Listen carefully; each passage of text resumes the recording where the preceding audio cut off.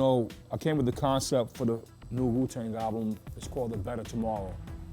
And the idea was to help inspire a better tomorrow, for the average man in the world. And I was thinking of different ways of how can I improve, music or improve my industry.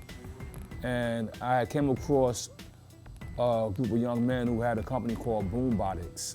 And they were among some people who were soliciting to try to have the Wu-Tang logo become part of a Bluetooth speaker. And I thought that was cool, but I thought it could be cooler.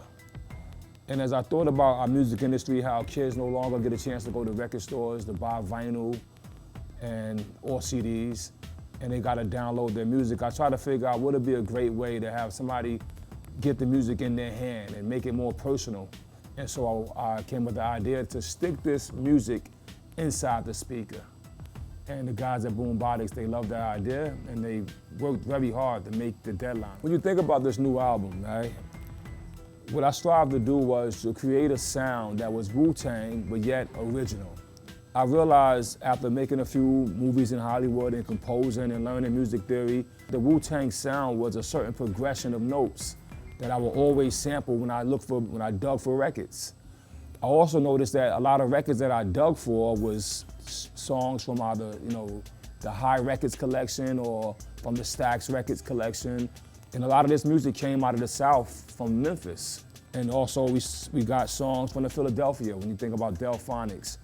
You think about some of the bands like Dramatics and these other guys, you'll realize some of these bands came simply from Los Angeles. And when I got the MCs to join me, it was a little different for them to hear, the different kind of music that, to hear the Wu-Tang music, but to hear it expanded.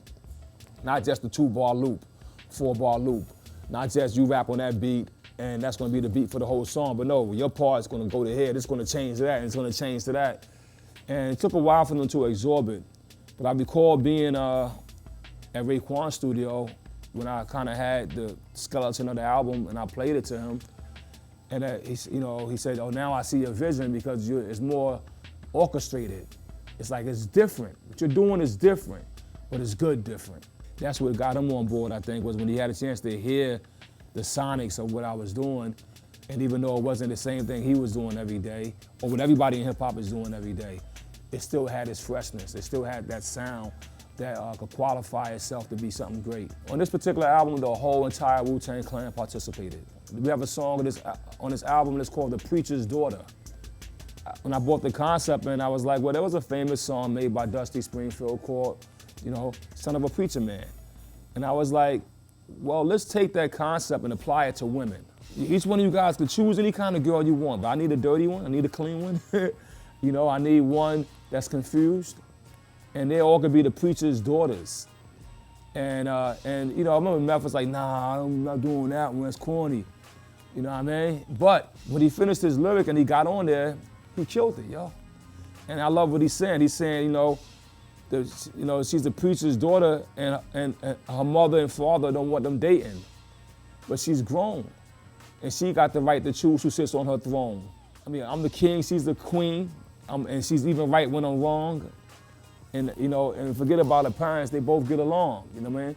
So, then Ghost comes in with a verse, and he was just as reluctant as Meth. But I'm glad he did the song because he gave the point of view that we need to think about for women. He said, she's a good woman, but she always messed with bad guys. You know what I mean? So she's a good woman, says she believes in her religion, but she always messed with men who end up inside the system. Them greasy bastards, they never took the time to read Ecclesiastics. You know what I mean? And he goes on, and when you hear this as a fan or as a man, you go, okay, the Wu always give me a perspective. You know what I mean? And Capadonna, he basically was like the preacher's daughter. She's an illegitimate child. So the preacher done messed around with a woman inside the church and had a baby, and that's the one he's dating.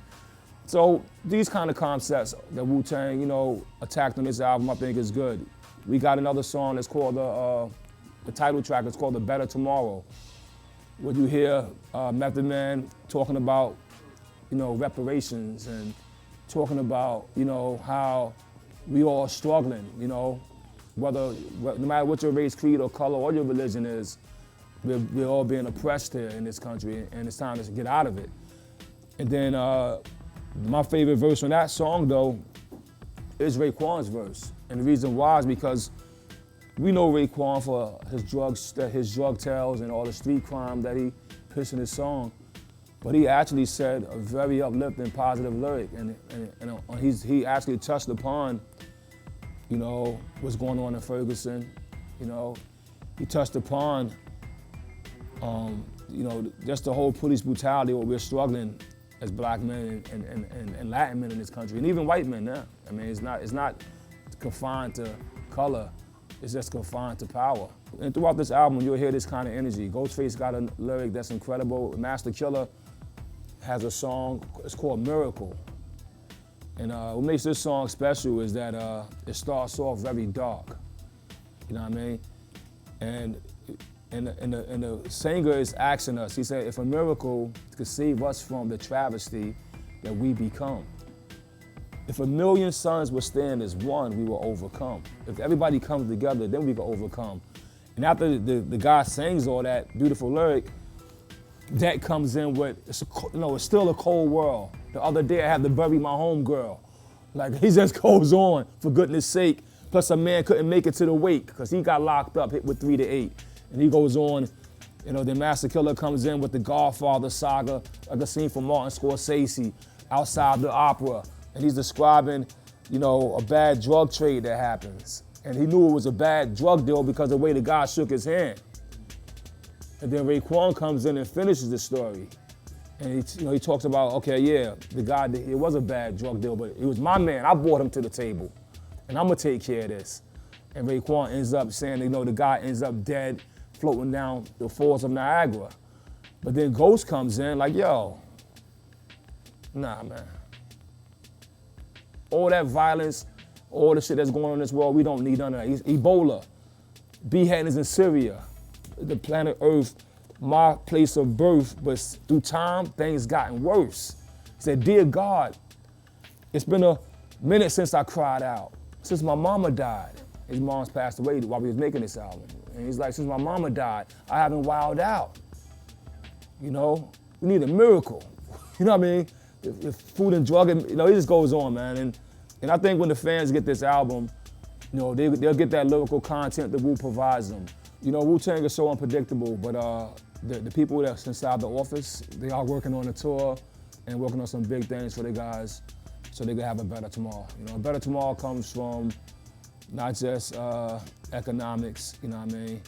It also comes from that potential ability to travel around the world and spread your word.